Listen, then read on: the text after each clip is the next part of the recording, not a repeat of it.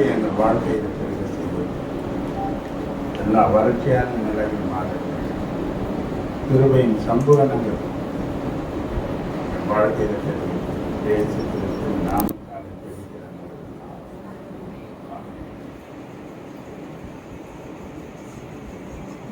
லூக்கா எழுதின 24வது அதிகாரம்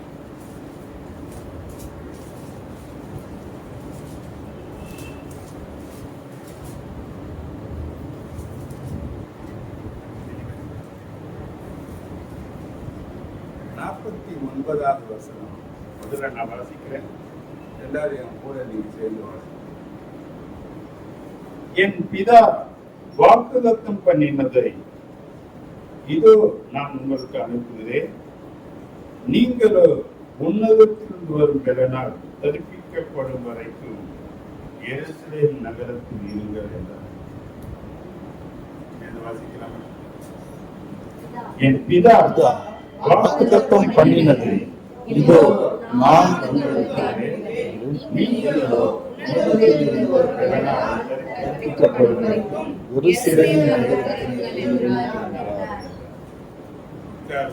அதுக்கு முன்னதாக ஒரு வார்த்தை ஒருத்தர் பார்த்து சொல்லுங்க.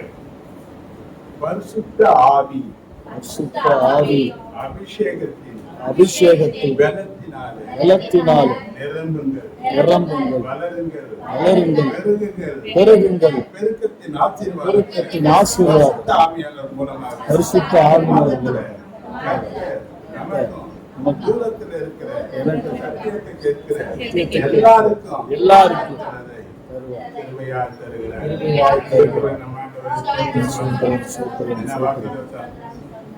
பரிசுத்த ஆவியானவர் கொடுக்கிற பலத்தில நாம் பெருக வேண்டும்.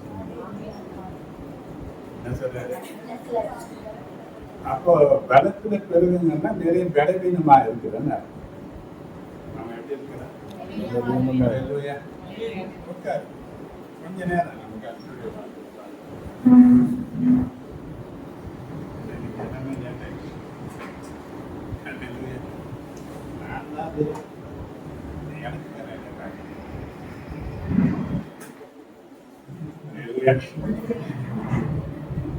சொல்லக்கூடிய ஒரு காரியம்.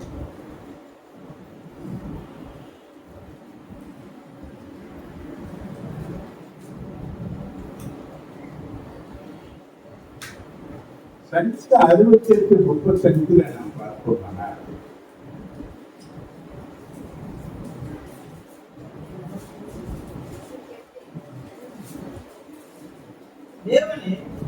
தேவனே உமது பரிசுத்த ஸ்தலத்திலிருந்து 68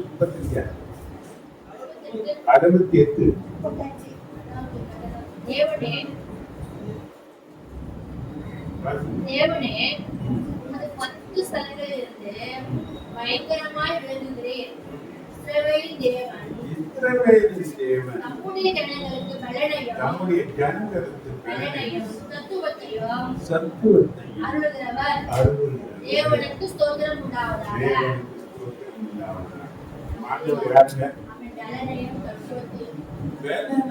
தன்னுடைய ஜனங்களுக்கு பலனையும் சத்துவத்தையும் அருள் செய்கிறவர். தேவனுக்கு ஸ்தோத்திரம் உண்டாவதாக. நமக்கு பலன் இருக்கா? இந்த 7 மாசம் ஓடிட்டு இந்த வருஷத்துல,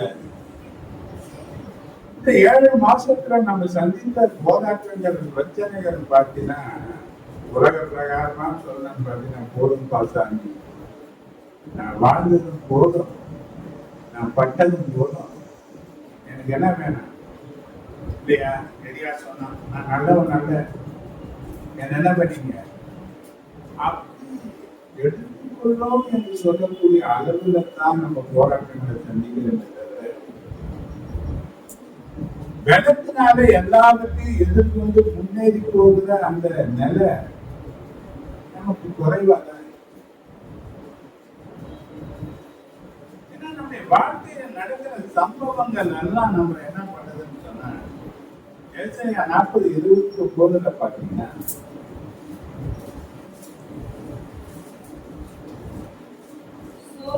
போகிறவனுக்கு சோர்ந்து போகிறவனுக்கு அவர் பலன் கொடுத்து சத்துவம் இல்லாதவனுக்கு சத்துவத்தை பெருக பண்ணுகிறார். யாருக்கு அவர் பலன் கொடுக்கிறார்? யாருக்கு அவர் சத்துவத்தை பெருக பண்ணுகிறார்?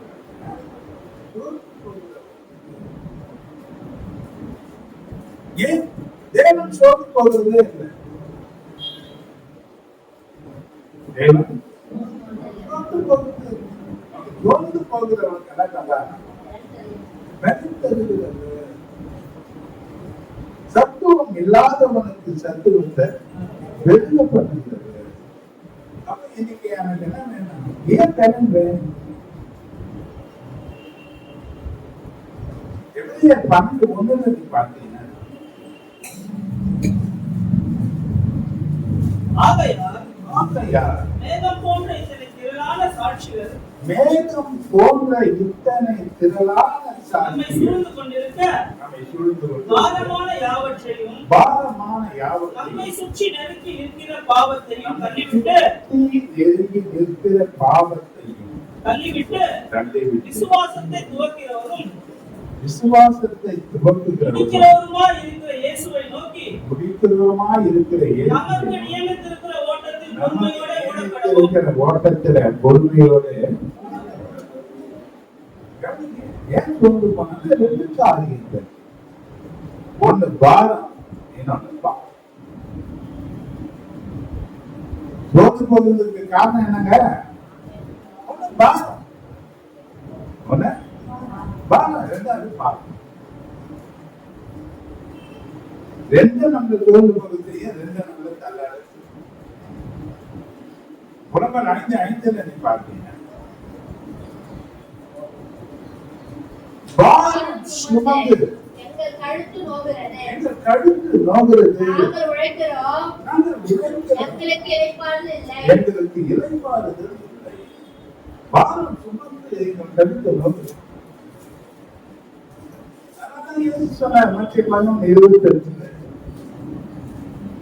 வருத்தப்பட்டு பாரம் சுமக்கிறவர்களே, நீங்க எல்லாரும் யாரு?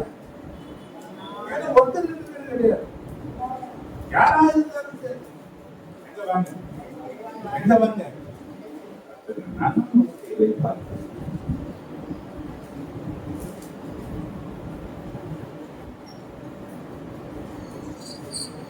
ஏன்னா சங்கீதக்காரன் 55:22 கர்த்தர் மேல் உன் பாரத்தை வைத்து அவர் உன்னை ஆதரிப்பார், நீதிமானை ஒருபோதும் தள்ளார்.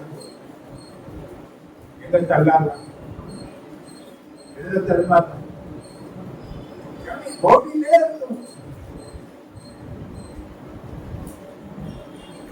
எவ்வளவு சம்பாதிச்சாலும் நமக்கு என்ன அதுல போதுன்ற நிலை வந்து அதுக்கு மேல வந்து செலவு தேவைகள் 2 இருக்கு இல்லையா? 10 ரூபாய் இருந்தா போதும்னு ஒரு காலம், அது 50 ரூபாய் கொடுத்தாரு, அது 10 திருப்பி 100 ரூபாய் கொடுத்தாரு. இன்னும் மேல மேல மேல மேல போயிதான் தான் இருக்கிறது. அதுல போதும் ஆண்டவரே என்ற மேல நம்மளுக்கு இதுவரையிலும் எதிர சொல்றது போல எல்லா பாரமும் யார் மேல வந்து போகுது. அப்ப எல்லா பாரங்களும் சுமக்கக்கூடிய ஒரு மனுஷன் என்ன பண்றாங்க? கல்லாடுகிறான்னா ஏன்னா அந்த பாரத்தை நம்ம பலவீனப்படுத்துகிற மனுஷன் கல்லாடுகிறான். கல்லாடுகிறவனுக்கு பலன் விருப்பமான திறமுள்ளவனாக அதனால்தான் என்ன வேணுமா? இது வாக்குத்தத்தம் பண்ணப்பட்ட பலன். என்ன பலன்? சரீர பலன் அல்ல. சொல்லுகிறது பரிசுத்த ஆவியானவராக கொடுக்கிற பலன். என்ன பலன் வேணும் நமக்கு? பரிசுத்த ஆவியானவரால கொடுக்கிற பலன் வேணும். எபேசியர் 6:10 நம்ம பார்த்தீங்கன்னா,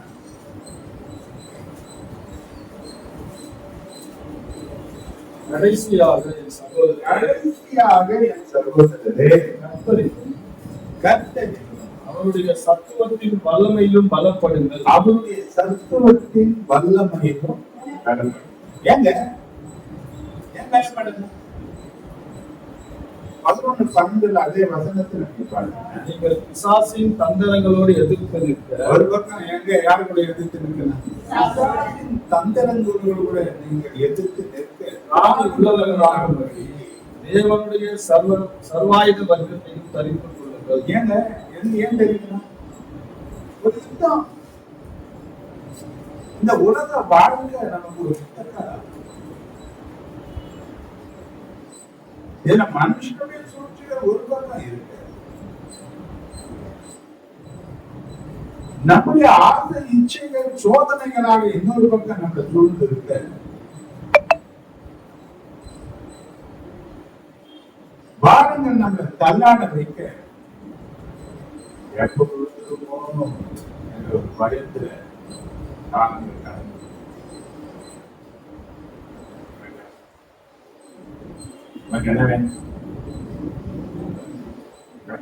நம்முடைய விழுவதற்கு, ஏன்னா அவன் நம்முடைய எதிரி என்று சொல்லி 1 Peter 2:8 சொல்றார்.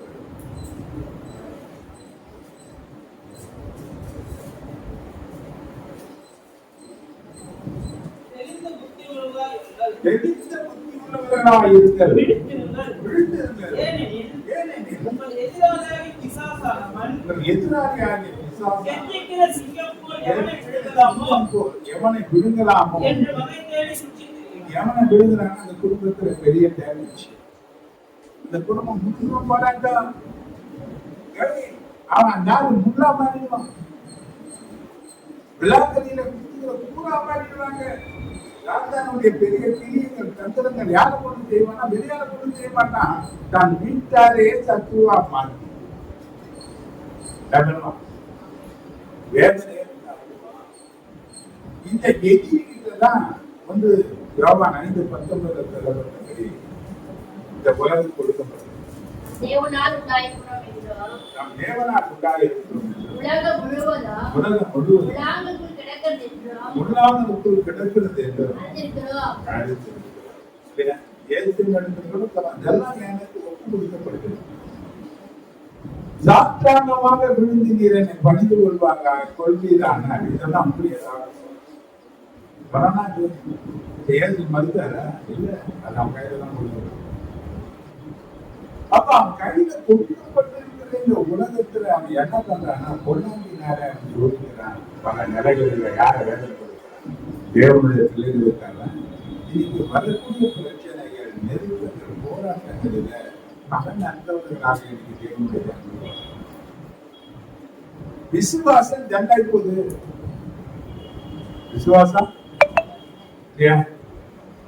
இவங்க யாருன்னு பார்த்தீங்கன்னா கற்பாறையின் மேல விதைக்கப்பட்ட ஒரு விதையாகவும் முன்னுதலுக்குள் விதைக்கப்பட்ட விதையாகவும் இப்படி பிரச்சனைகள் நெருக்கிறதுனால அவங்க என்ன பண்றாங்க? வளர்ந்தாங்க. ஆனா கூட பிரச்சனையே வளர்ந்து வளர்ந்து வளர்ந்து வளர்ந்து அது நம்ம மேல வந்து அது என்ன பண்ணுறதுன்னா நம்ம நெருக்கிறதுனால வளர்ந்து இல்லாம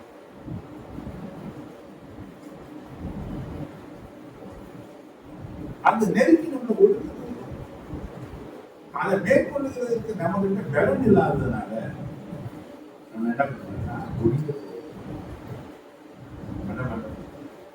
ஆனா பௌத்தர் எப்பக்கமும் நாங்க நெருக்கப்பட்டு நாங்க என்ன பண்றது இல்ல. ஏன்னா அவர் ஆவி பலத்துல இருந்தாரு. தேவ ஆவியானவர் கொடுத்த பலன்ல அவரு இருந்தாரு. இன்னைக்கு நம்முடைய பலன் எது? நாம எந்த பலத்துல இருக்கிறோம்? சந்தோஷமா தான் இருக்கு. வார்த்தைகளை கேட்கும் போது கீழ்ப்படியும் தோணுது. ஆனா பிரச்சனைகள் நெருக்கும்.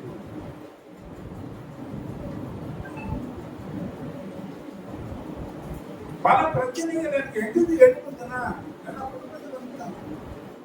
பெரிய காரியங்கள்லாம் நமக்கு அது பெருசா தெரியும். வேற விழுந்து போறோம். அப்ப இந்த மாசம் தேவன் சொல்ற ஒரு காரியம், நீங்கள் பேரனை பெற்றுக் கொள்வது எதிர்த்து என்றால் தேவனுடைய நகரம் சபை காத்திருந்த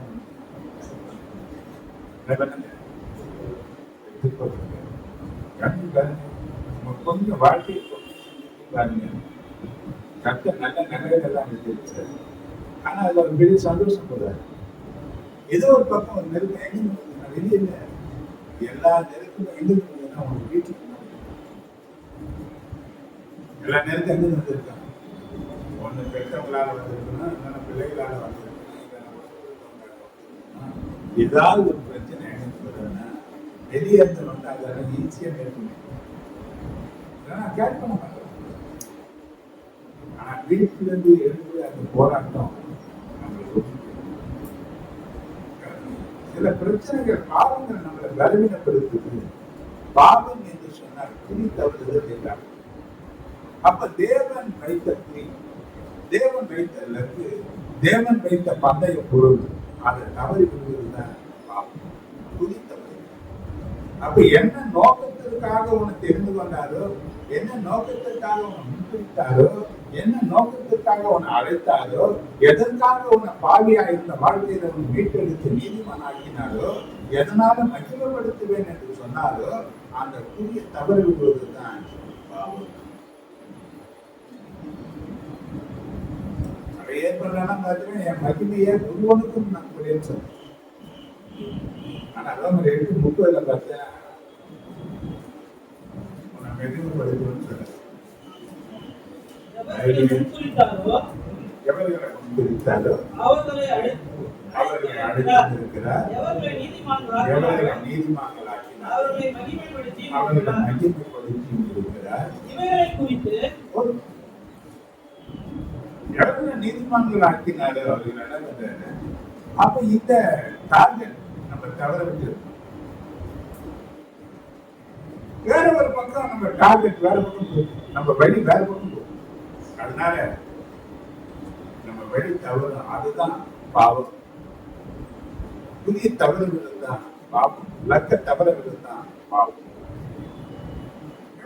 இந்த உலக வாழ்க்கை நம்ம என்ன பண்ணுதுன்னா, தேவனுக்காக எதற்காக நான் முன்குறிக்கப்பட்டேன், எதற்காக நான் தெரிந்து கொள்ளப்பட்டேன், பாவியா வாழ்ந்த என்னை ஏன் தேவன் மீட்டெடுத்தார், எதற்காக எனக்கு நீதிமான் என்ற ஒரு ஸ்தானத்தை கொடுத்தார், ஏன் தேவன் என் மேல பிரகாசிக்கிறார், நான் மகிமைப்பட வேண்டும் என்று விரும்புகிறார் என்ற நோக்கம், அது அடிப்படை.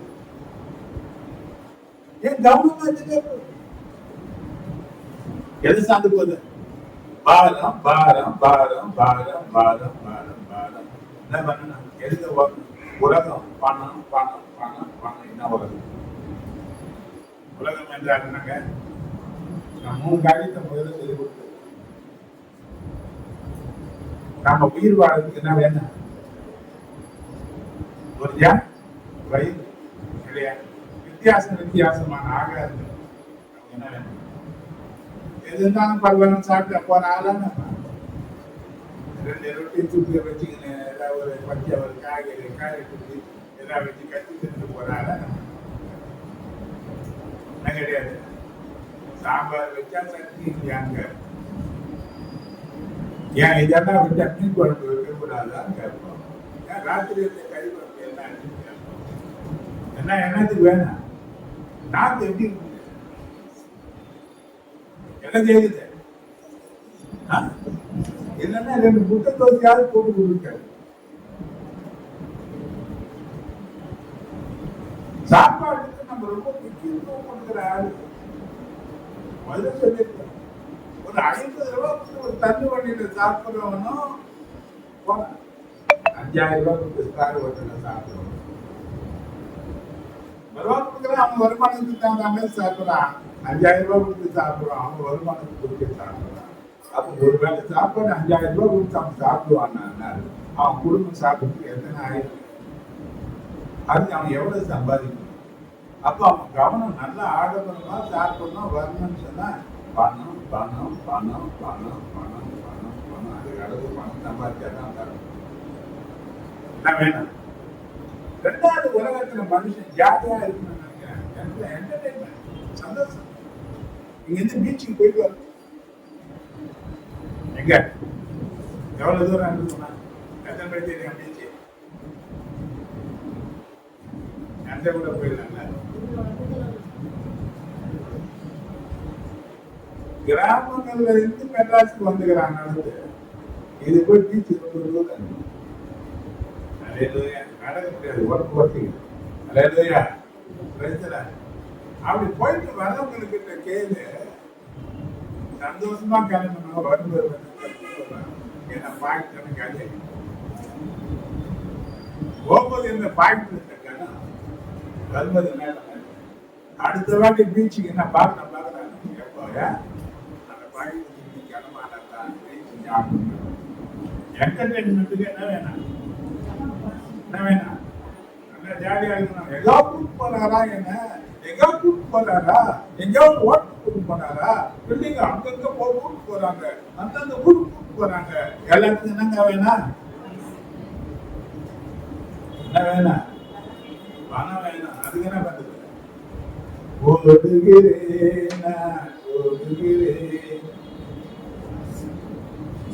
கத்துக்காக என் குடும்பத்துக்காக தான். ஏன்னா எல்லாரையும் சந்தோஷப்படுத்தணுமே. இவனை போய் கல்யாணம் பண்ணிக்கிட்டு வந்த பேரு என்ன பண்ணல? எப்ப பார்த்தாலும் நை நை நை நை நை ஊசியில குத்துனா பேரு குத்துனா சொன்னே என்ன பண்ணிதான் தொலைக்கணும். என்ன சொன்னாலும் காது கேட்காது. என்ன பண்றது? என்ன வேணாம், பணம் வேணும். அடுத்தது பாதுகாப்பு, செக்யூரிட்டி. என்ன வேணாம், நம்மளை பாதுகாக்கிறதுக்கு என்னங்க வேணாம், வேணும். நல்ல ஆரோக்கியத்துக்கு நல்லா நல்லா வேணும். எல்லாத்துக்கும் என்ன வேணாம்.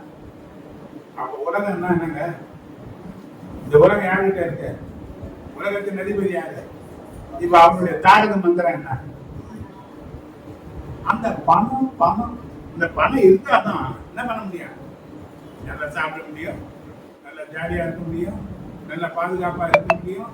இந்த உலகத்துல நிலையான ஆசீர்வாதங்களில வாழ வேண்டுமானால் பணம் பணம் பணம். இப்ப தேவனை நினைக்கிறதுக்கு நேரம் எங்க இருக்கு?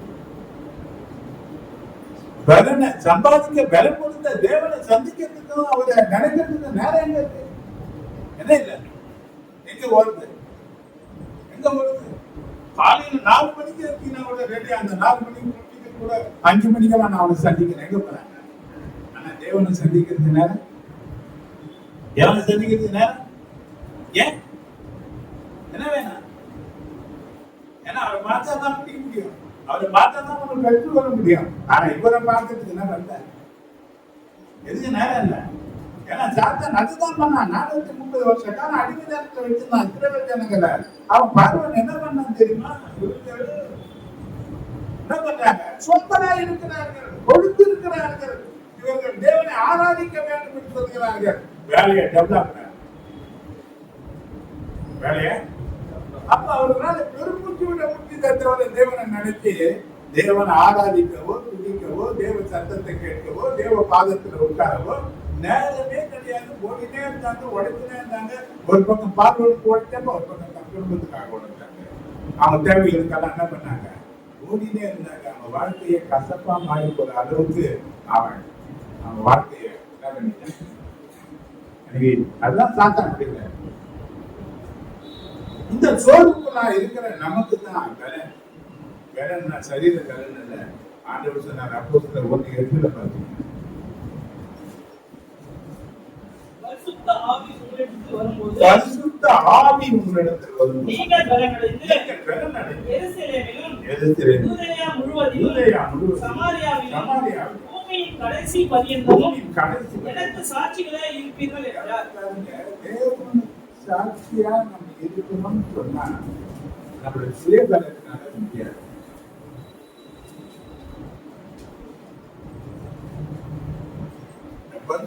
ஆவியான கொடுக்கிற பலத்தில்தான் இன்னைக்கு அந்த அபிஷேகம் இன்னைக்கு இது கேட்க முடியாது.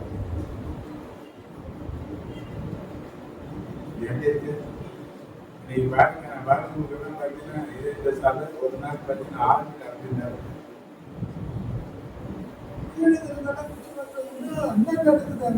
அவ்வளவு சத்தம் இருக்கு. இன்னைக்கு எப்படி இருக்குன்னா சபை தூக்குற மாதிரி மனவாழ்க்கை சபை எப்படி இருக்கு? ஏதோ வரும் என்ன பண்ண ஆவியில நடந்து தெளிக்கிற அனுபவமும் அப்படி ஆவியில அனலா இருந்தவங்க கூட தனிச்சிட்டாங்க. என்ன பண்ணல, என்ன பண்ண வேண்டியதா இருக்கு? இன்னைக்கு எதை பறிச்சு அடிக்க வேண்டியதா இருக்கு? என்னன்னா உடுக்க பொறுப்பு அடிக்கிறதா இருக்கு. ஏதாவது ஒண்ணு தேவையா இருக்கு, என்ன வேணும் நமக்கு? ஹலோ, ஏதாவது இருந்தாதான் ஆவியில நடந்துற அனுபவம் வருது தவிர இன்னைக்கு இந்த அனுபவம் குறைவா இருக்கு. இந்த அனுபவம் இல்லாததுனால நமக்கு தேவை பலன் இல்லாம சோர்ந்து போகிற நமக்கு சத்துவம் இல்லாம போகுது. அப்ப இந்த நிலையில தடுமாறுகிற நமக்கு இந்த வார்த்தை இந்த மாசத்தினால இதாவது இருக்கிற வாக்கு நான் தரப்போறேன். கணவனவர்களுக்கு தேவ பலனை பெற்றுக் கொள்ளக்கூடிய மாதமாக இந்த மாதம் இருக்கு. ஏன்னா என்ன 5 மாசம் கடந்து 7 மாசம் போயிருக்கு. இந்த வருஷத்தை கடக்கிறதுக்கு நமக்கு என்ன வேணும்? ஏன்னா கடைசியில நிறைய போராட்டங்கள் தான், நெருக்கங்கள் தான், ஆபத்துகளும் பெரிய காரியங்களும் எங்க பார்க்க போறோம். இப்ப இதெல்லாம் நம்ம கடந்து போகிறதுக்கு நமக்கு பலன் தேவையா இருக்கு. நமக்கு என்ன தேவையா இருக்கு? பலன் தேவையா இருக்கு. நன்றியோட நம்ம மற்ற காரியங்களை வரக்கூடிய காரியங்களை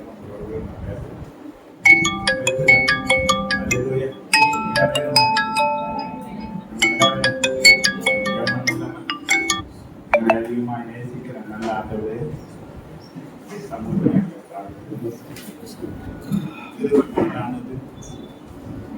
பெரியது இந்த புதிய 8வது மாதத்திற்காக நன்றி.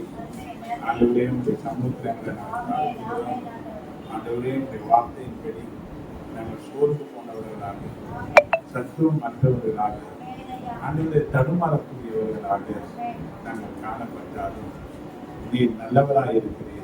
உங்களுடைய வாக்குகள் எங்களை தீர்க்குமானது. இந்த வார்த்தைகள் எங்களுக்கு பலனா இருக்கிறது. இந்த வாக்குத்தத்தை நாங்கள் பலனடைந்து எல்லா பிரச்சனைகளையும் நாங்கள் புறப்பட்டு நிற்க எங்களுடைய பாதத்தில் அனுமதிக்கிறோம். அன்றைய வந்த ஜனங்களுக்காக, நாங்கள் செய்கிற வேலைகளுக்காக, காரியங்களுக்காக, அன்றைய சமுதாயத்தில் நடக்கிற பிரச்சனைகள் எல்லாவற்றுக்காகவும் சமூகத்தில் விட்டு நீங்க உங்களுடைய இடத்துல நிரப்பி நடத்தி ஆசைப்படுங்க. இந்த வாக்குதத்த ஆராதனைக்காக கொடுக்கிறோம். அன்றைய எல்லாவற்றையும் நீரை மகிழ்ந்து கொடுப்பதாக காணிக்க பகுதியை நீர் ஆசீர்வதிப்பதாக முக்கியமாக நடத்தி கொடுக்கிறோம். நீரை எங்களை வழிநடத்தி முக்கியமாக நாங்கள் இருக்கிறோம். அன்றைய நீரை எங்களை எல்லாவற்றையும் வழிநடத்தி ஆசைப்படி ஏசி கிறிஸ்து நேற்று நான் தெரிவிக்கிறேன். ஜீவனுடன்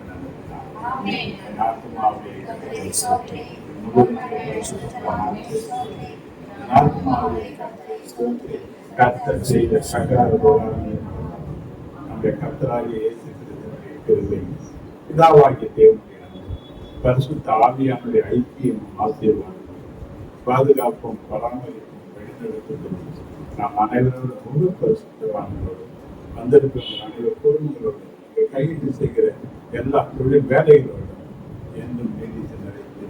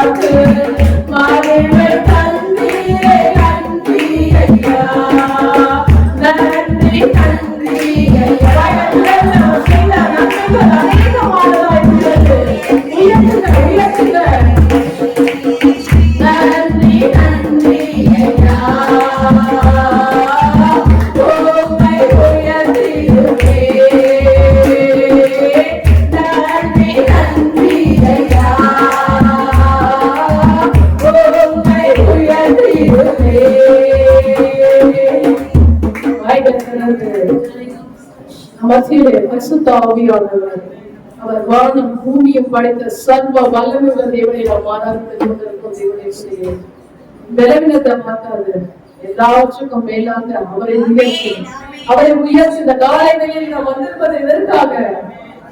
இதற்காக அவர் செய்த நன்மைகளை நினைத்து நினைத்து அவரை குறிப்பதற்காக தேவன் நமக்கு வைத்திருக்கிற ஆசீர்வாதங்களை பெற்றுக் கொள்ளும்படியாக காலை வேளையில நாம் வந்திருக்கிறோம். வந்து நீ வெறுமையாய் போகக்கூடாது என்றால் அவரை பிடித்துக் கொண்டு தேவனே வாய்களை திறந்து உயர்த்து தேவனே. ஏறுவீங்கள் சிறாவீங்கள் ஓய்வில்லாமல் அவர் சேனைகளின் கர்த்தர் பரிசுத்தர் பரிசுத்தர் பரிசுத்தர் என்று அவரை உயர்த்தி கொண்டே இருக்கிறார்கள். இந்த நாளை வேளையில அவரை உயர்த்து தேவனுடைய பிள்ளைகளே. அவர் எவ்வளவு நல்லவராய் இருக்கிறார் என்று நமக்கு தான் தெரியும். வாழ்க்கையில் அவர் எவ்வளவு நமக்கு துணையா இருக்கிறார் என்று நமக்கு தான் தெரியும். தேவனுடைய பிள்ளையே, அந்த தேவனுக்கு நீ நன்றி செலுத்துகிற நேரம், அவர் மகிமைப்படுத்துகிற நேரம், எல்லா வாய்களை திறந்து இருந்ததின் ஆழத்திலிருந்து நல்லவர் வல்லவர் போதுமானவர் வார்த்தையில் உண்மை உள்ளவர்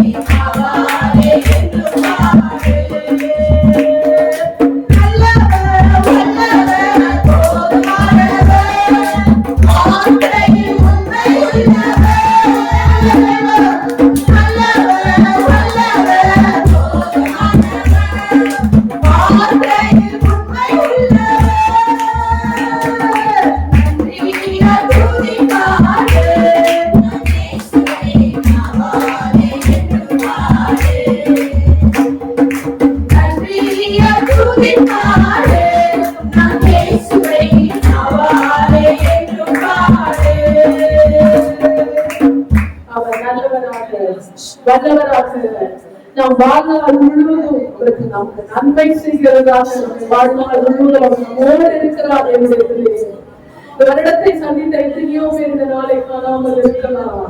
எவ்வளவோ காரியங்கள் நம்ம கேள்விப்படலாம். ஆனால் தேவன் உன்னையும் என்னையும் ஒரு தாயை போல ஒரு தகப்பனை போல ஆசி தேற்றி சுமந்து கண்ணீரை துடைத்து கரங்களை பிடித்து 8ஆம் மாதத்துக்குள்ளாக தேவனுடைய நிறுத்தி வைத்திருக்கிறார். என்னுடைய அன்பு எவ்வளவோ பெரியதா இருக்கிறது. அவர் மேல் பாராட்டின தயவு அது எவ்வளவு பெரியதா இருக்கிறது. ஹல்லேலூயா. ஓ நன்றி நன்றி நன்றி ஆண்டவரே. உம்மை நாங்கள் துதிக்கிறோம் அப்பா. உம்மை நாங்கள் மகிமைப்படுத்துகிறோம் ஆண்டவரே. நன்றி தகப்பனே, நன்மை செய்தீரே. நன்மை ஆண்டவருக்கு செய்திருந்தால் வாய்ப்பிலிருந்து சபத்தை உயர்த்தி மகிமைப்படுத்துகிறது. நன்றி தகப்பனே,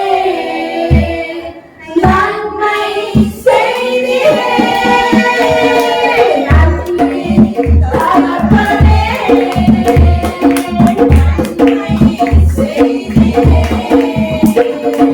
நன்றி பலிபீடப்பட்டு போவட்டு வயப்படுது. நன்மை செய்தார். நன்றி பலிபீடப்பட்டு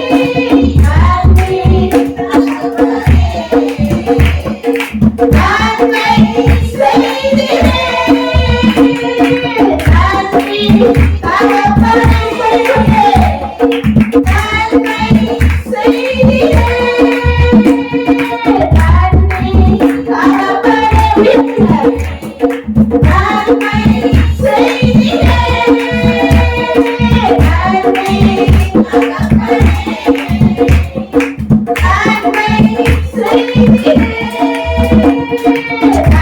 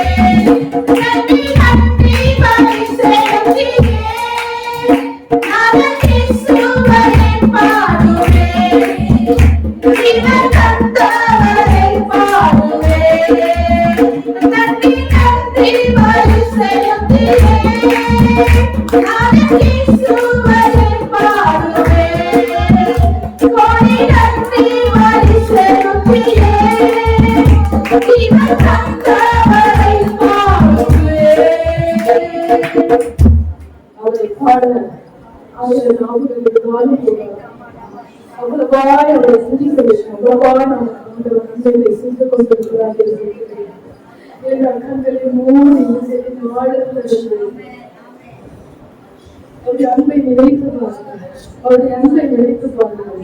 எல்லாராலும் நாம் மறுக்கப்பட்டாலும் நம்மை மறவாத அவர்களை பார்த்திருக்கிறேன். நம்மை நினைக்கிற தேவனாய் இருக்கிறார். நம்மை உள்ள கையில் அவர் மறைத்திருக்கிறார் என்று சொல்லுகிறது. எப்பொழுதும் நம்மை விசாரிக்கிற தேவனாய் இருக்கிறார். ஆசையால் கவலைகளை எல்லாவற்றும் அவர் மேல வைத்து விடுங்கள் என்று சொல்லுகிறது. இப்பொழுதும் ஆண்டவரை உயர்த்துகிற நேரம், அவரை மகிமைப்படுத்துகிற நேரம், எல்லா கரங்களை உயர்த்தி அவருடைய இறக்கங்கள் அபரோகியதாக இருக்கிறது. அவர் மன நுணுக்கத்தின் தேவனாக நம்முடைய வாழ்நாள் முழுவதும் நம்மோடு கூட இருக்கிறார். எவ்வளவோ வழிகளில் ஆண்டவரை நாம் துக்கப்படுத்திருக்கலாம், ஆனாலும் தேவன் நம்மை மன்னிக்கிறதில் அவர் வல்லமை உள்ளவராக இருக்கிறாரு. அந்த தேவனை இருந்தத்தின் ஆழத்திலிருந்து அப்பா பிதாவே என்று கூப்பிடும் போதெல்லாம் அவர் அருகையில் அவர் வந்து உனக்கு செவி கொடுக்கிற தேவனாக இருக்கிறார். என்னுடைய பிள்ளையே, வேதம் சொல்லுகிறது என் கால்கள் சறுக்குகிறது என்று நான் சொல்லும் போதெல்லாம் கர்த்தாவே உடைய கிருபை என்னை தாங்குகிறது. ஏழு மாதவருடைய கிருபை நம்மை தாங்கிக் கொண்டு வருகிறது, நம்மை நடத்தி வருகிறது. என்னுடைய பிள்ளையே, அந்த கிருபையை நினைத்து கண்களை மூடி, எல்லாரும் கண்களை மூடி இருதயத்தின் ஆழத்திலிருந்து ஆண்டவரை பார்த்து உங்க தயவு பெரியதே, உங்க தயவு சிறந்ததே, உங்க தயவு என்னை சேதமின்றி பாதுகாக்குது, ஒரு சேதமின்றி தலைமுறையாய் பாதுகாக்குது. அவருடைய அன்பு எவ்வளவு பெரியது பாருங்க. அது தயவு எவ்வளவோ பெரியது பாருங்க என்னுடைய பிள்ளையே. எல்லா கண்களையும் மூடி அவர் உனக்கு காட்டிய தயவை நினைத்து நினைத்து உங்க தயவு பெரியதே, உங்க தயவு சிறந்ததே, உங்க தயவு என்னை சேதமின்றி ஒரு சேதமின்றி தலைமுறையாய் பாதுகாக்குது. தலைமுறைகள் தாண்டி நிற்கும் தயவு என்னை தலையிலிருந்து வாழ செய்யும் தயவு. தலைமுறைகள் தாண்டி நிற்கும் தயவு என்னை தலையிலிருந்து வாழ செய்யும் தயவு. பாரபட்சம் பார்க்காத தயவு, எளியவனை உயர்த்தி வைக்கும் தயவு. பாரபட்சம் பார்க்காத தயவு, எளியவனை உயர்த்தி வைக்கும் தயவு. தலைமுறைகள் தாண்டி நிற்கும் தயவு.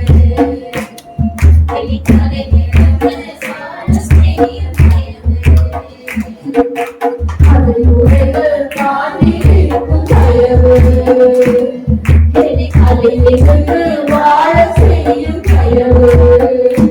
என்னை குறிப்பார்த்து எரிய கண்ட சௌரி நம்புகள் திசை மாறி போக செய்த தயவு பெரியது. என்னை குறிப்பார்த்து எரிய கண்ட சௌரி நம்புகள் திசை மாறி போக செய்த தயவு பெரியது. ஒருவனை தூரத்திலே கண்ட மரணத்தை கடந்து நிறுத்தி பாதுகாத்த தயவு பெரியது. இந்த தயவில் காண ஜீவன் உள்ளதே. உங்க தயவு பெரியதே, உங்க தயவு சிறந்ததே, உங்க தயவு என்னை சேதமின்றி பாதுகாக்குது. ஒரு சேதமின்றி தலைமுறையாய் பாதுகாக்குது. தலைமுறைகள் தாண்டி நிற்கும் தயவு என் தலையிலிருந்து வாழ செய்யும் தயவு. தலைமுறைகள் தாண்டி நிற்கும் தயவு என் தலையிலிருந்து வாழ செய்யும் தயவு. சுற்றி நின்ற ஜனங்கள் எல்லாம் அமிழ்ந்து போனது. என் பேரை மட்டும் பத்திரமாய் மலையில் நின்றது. சுற்றி நின்ற ஜனங்கள் எல்லாம் அமிழ்ந்து போனது. என் பேரை மட்டும் பத்திரமாய் மலையில் நின்றது. ஓய்வுமென்றும் எதிர்பார்த்த கண்கள் தோன்றவே. ஏனென்று பார்த்து கண்டால் உயர்த்தி வைத்ததே. ஓய்வுமென்று எதிர்பார்த்த கண்கள் தோன்றவே. ஏனென்று பார்த்து கண்டால் உயர்த்தி வைத்ததே. என்னை உயர உயர கொண்டு செல்லுதே. உங்க தயவு பெரியதே, உங்க தயவு சிறந்ததே, உங்க தயவு என்னை சேதமின்றி பாதுகாக்கிறது. உங்க தயவு பெரியதே, உங்க தயவு சிறந்ததே, உங்க தயவு என்னை சேதமின்றி பாதுகாக்குது. ஒரு சேதமின்றி தலைமுறையாய் பாதுகாக்குது. தலைமுறைகள் தாண்டி நிற்கும் தயவு என் தலையிலிருந்து வாழ செய்யும் தயவு. தலைமுறைகள் தாண்டி நிற்கும் தயவு என் தலையிலிருந்து வாழ செய்யும் தயவு. பாரபட்சம் பார்க்காத தயவு,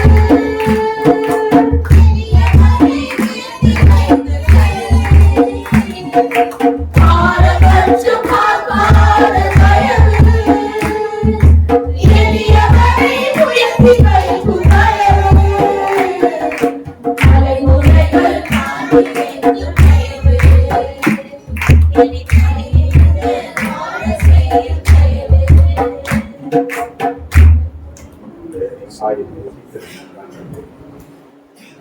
பரிசுத்த பாதங்களை ஆமென் ஆமென் ஆண்டவரே. பிரசன்னத்திலிருந்து எங்களை ஆசீர்வதித்து சபையை ஆசீர்வதித்து தேசத்தை ஆமென் எல்லா மனுஷனும் சத்தியத்தை அறிகிற அறிவினான் என்பதால் ஆமென் ஆமென் சித்தமுள்ளவராக இருக்கிறீர் என்ற வாக்கு சித்தத்தின்படி நாங்கள் ஆமென் ஆண்டவரே. யாரும் கொள்ள நோய்கள் நீங்கள் நீங்குவதாக.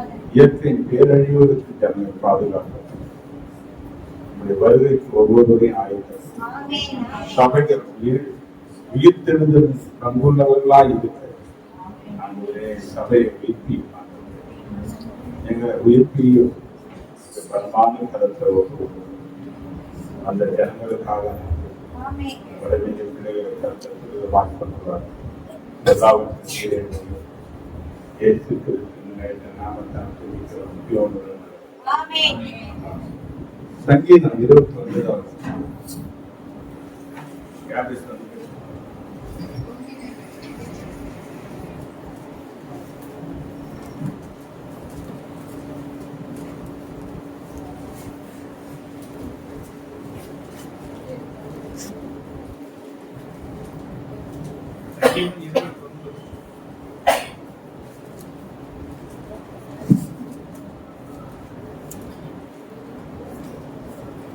சங்கீதம் 29 தாவீதின் சங்கீதம்.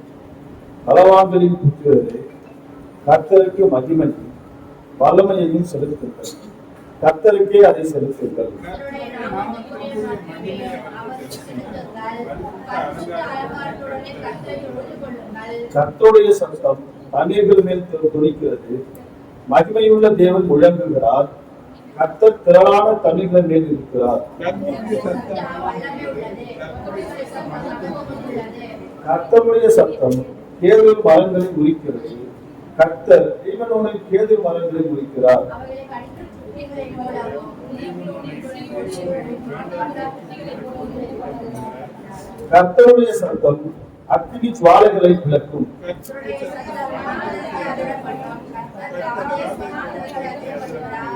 கர்த்தருடைய சத்தம் பெண்மான்களை ஈடுபடி செய்து காடுகளை வெளியாக்கும். அவருடைய ஆலயத்திலுள்ள யாவரும் அவருடைய மகிமையை பிரஸ்தாபிக்கிறார்கள்.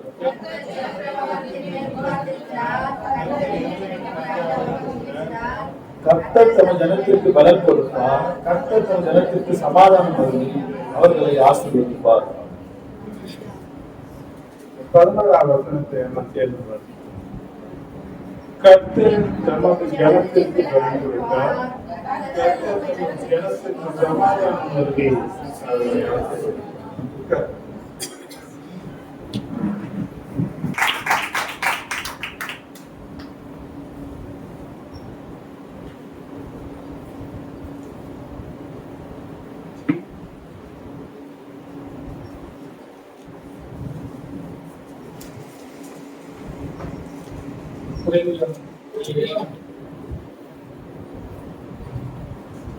சங்கீதம் 29 4வது வசனம். இதை குறித்து நம்ம தியானிக்க போறோம். கர்த்தருடைய சத்தம் வல்லமை உள்ளது, கர்த்தருடைய சத்தம் அகத்துவம் உள்ளது. ஹல்லேலூயா. கர்த்தருடைய சத்தம் வல்லமை உள்ளது, கர்த்தருடைய சத்தம் மகத்துவம் உள்ளது. ஹல்லேலூயா. கர்த்தருடைய சத்தத்தை குறித்து நம்ம இன்னைக்கு தியானிக்க போறோம். நம்மளுடைய சத்தம் எப்படி இருக்கு? இவ்வளவு நேரம் அந்த சங்கீதம் முழுவதும் நம்ம படிச்சோம், அப்படிதானே? படிக்கும் போது நம்ம ஒவ்வொரு சத்தம் எப்படி இருந்துச்சு? நம்ம தனியா பேசும்போது வர சத்தம் கூட படிக்கும் போது அந்த சத்தம் அந்த மாதிரி எனக்கு தெரியல, உங்களுக்கு எப்படி இருந்துச்சு தெரியல. சில பேர் என்ன பண்றோம், நார்மலாதான் இருந்திருப்போம். சில பேர் மனசுக்குள்ளேயே படிக்கிறது. நம்ம ஆலயத்துக்கு தான் வந்திருக்கோம், அப்புறம் என்ன பண்ணணும், தேவனை நோக்கி நம்ம பார்க்கும் போது, தேவ வசனங்களை நம்ம படிக்கும் போது நம்மளால எவ்வளவு முடியுமோ அவ்வளவு ஒரு பலத்தோடு முழு பலத்தோடு அந்த வார்த்தையிலே படிக்கும்படியாக தேவன் நம்மளுக்கு தேவன் ஒரு எதிர்பார்க்கிறார். நான் இந்த சங்கீதம் முழுவதுமாக படிக்கும்போது நான் 10வது வசனம் மட்டும்தான் நான் படிச்சேன். அப்ப வரைக்கும் பாத்தீங்கன்னா எனக்கு அவ்வளவா என்னுடைய சத்தமும் சரியா கேட்கல. அவ்வளோ எல்லாரும் என்ன பண்றோம், ஒரு சைலண்டா அப்படியே மனசுக்குள்ளே படிக்கிற மாதிரி படிக்கிறோம், இதுதானே? ஆனா இங்க நமக்கு கர்த்தருடைய வார்த்தை எப்படி சொல்கிறது, கர்த்தருடைய சத்தம் வல்லமை உள்ளது, கர்த்தருடைய சத்தம் மகத்துவம் உள்ளதுன்னு சொல்லப்பட்டிருக்கு. அப்போ கர்த்தருடைய சத்தம் எப்படி இருக்குங்கிறது இந்த சங்கீதம் முழுவதுமாக நமக்கு சொல்லப்பட்டிருக்கிறது. 9 வசனம் வரைக்கும் என்ன பண்ணுது, இந்த வசனங்கள் எப்படியா இருக்கிறது, கர்த்தருடைய சத்தத்தின் வல்லமையும் மகத்துவத்தையும் நமக்கு வெளிப்படுத்துகிற ஒரு சங்கீதமாக நமக்கு தாவீது ராஜாவால எழுதி கொடுக்கப்பட்டதாக நம்ம இந்த இடத்துல நாம் பார்க்கிறோம். அல்லேலூயா. 1 சாமுவேல் புஸ்தகம் 3ஆம் அதிகாரம் 10வது வசனம். 1 சாமுவேல் புஸ்தகம் 3ஆம் அதிகாரம் 10வது வசனம். அப்பொழுது கர்த்தர் வந்து நின்று முன்போல சாமுவேலே சாமுவேலே என்று கூப்பிட்டார். அதற்கு சாமுவேல் சொல்லும், அடியேன் கேட்கிறேன் என்றார். அல்லேலூயா. இது எல்லாருக்கும் ஒரு தெரிந்த ஒரு காரியம் தான். சாமுவேல் எங்க இருக்காரு, ஆலயத்துலதான் இருக்கிறார். நம்மளும் தெரிஞ்சிருக்கிறோம், ஆலயத்துலதான் இருக்கிறோம். நமக்கு தேவனுடைய சத்தம் நமக்கு கேட்கிறதா, ஊழியக்காரர் பேசும்போது நமக்கு கேட்கும், அப்படிதானே? ஊழியக்காரர் என்ன பண்றாரு, தேவனுடைய வார்த்தை நமக்கு தேவன் நமக்கு அவருடைய வார்த்தை நமக்கு வெளிப்படுத்துகிற ஒரு காரியமாக இருக்கிறது. ஆலயத்தில் இருக்கிற சாமுவேலை போலதான் இப்போ நம்ம என்ன பண்றோம், ஆலயத்துல வந்து இருக்கிறோம். அவர் ஆலயத்திலே இருந்தாரு, நம்ம வந்து வாரத்துல ஒரு நாள் ஆலயத்துக்கு வருகிற ஒரு கூட்டமாக என்ன பண்றோம், காணப்படுறோம். ஏன் அப்படி அவர் ஆலயத்துல தான் இருக்காரு, ஆனாலும் என்ன பண்றாரு, அவர் ஆலயத்தில் இருக்கும்போது கூட அந்த சத்தம் தேவனுடைய சத்தம் என்பதை அவர் அறியாதிருந்தார், அப்படிதானே? அறியாமல் இருக்கிறதுனாலதான் அது என்ன பண்றாரு, ஏரிதா கூட்டாருன்னு சொல்லிட்டு அவர்கிட்ட போய் கேட்கிறாரு. மறுபடியும் போய் அதே போல கூடும்போது போய் கேட்கிறார். ஆனா அவருக்கு அப்ப வரைக்கும் என்ன பண்றது இல்ல, தேவனுடைய சத்தம்ங்கிற ஒரு உணர்வு அவருக்குள்ள வரவே இல்லை. அதே போலதான் நம்முடைய சபையிலும் நம்முடைய கூடுகையில கூட என்ன பண்றோம், தேவன் நம்மளோடு பேசும்போது தேவனுடைய சத்தம் நமக்கு தான் வருகிற உணர்வு நமக்குள்ள என்ன பண்றது இல்லை, காணப்படுகிறது, ரொம்ப குறைவா இருக்கிறது. ஆனா சாமுவேலுக்கு வந்து அவர் எப்படி சொல்லிக் கொடுத்தாரு, நீ சொல்லும் அடியே கேட்க சொல்லிக் கொடுத்தாரு. ஆனாலும் அவர் என்ன பண்றாரு, மறுபடியும் கூப்பிடும் போது அந்த வார்த்தையை அவர் சொல்லும்படியான கிருபைகளை தேவன் கொடுத்தார். அப்படி அவர் கொடுத்தது மூலமாக அவருடைய கப்பல் இருக்கிற காரியங்கள் எப்படி இருந்தது, இஸ்ரவேல் அந்த சமத்த ஜனங்களுக்கு தீர்க்கதரிசியாக விரும்பும்படியாக தேவன் அவருக்கு கிருபை பாராட்டினார். அல்லேலூயா. அதே போலதான் யாத்ராகமத்தின் புஸ்தகம் 19ஆம் அதிகாரம் 9வது வசனம். அப்பொழுது கர்த்தர் மோசேயை நோக்கி, நான் உன்னோட பேசும்போது ஜனங்கள் கேட்டு உன்னை என்றென்றைக்கும் விசுவாசிக்கும்படி நான் ஆத்மீகத்தில் உன்னிடத்தில் வருவேன் என்றார். அல்லேலூயா. இந்த இடத்துல பேசும்போது மோசேயை பார்த்து சொல்றார், ஜனங்கள் உன்னை விசுவாசிக்கும்படி.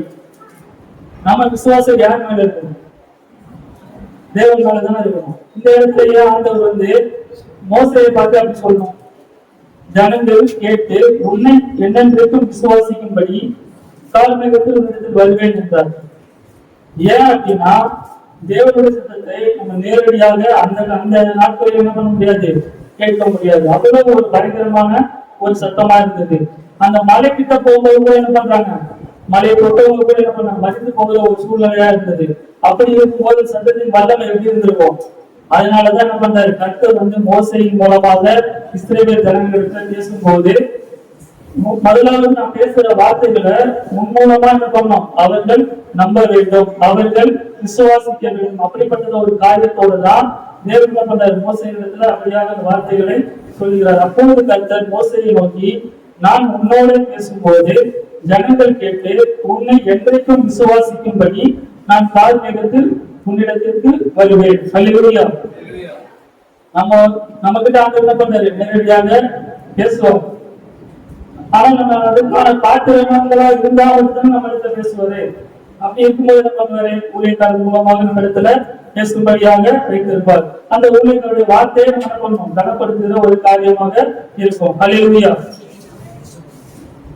அப்போஸ்தலர் புஸ்தகம் 9ஆம் அதிகாரம் 4வது வசனம். இதையும் ஒருத்தருடைய கர்த்தருடைய சத்தம் அவருக்கு கேட்கிறது. அவன் கரையிலே விழுந்தான். அப்பொழுது என்னை ஏன் துன்பப்படுத்துகிறாய் என்று தன்னுடனே சொல்லுகிற ஒரு சத்தத்தை கேட்டார். ஹல்லேலூயா. இவங்க ஒரு கிறிஸ்தவர் தானே, இவருக்கு என்ன பண்றது, அது யாருடைய சத்தம்னு கொடுக்கும் தெரியல. ஹல்லேலூயா.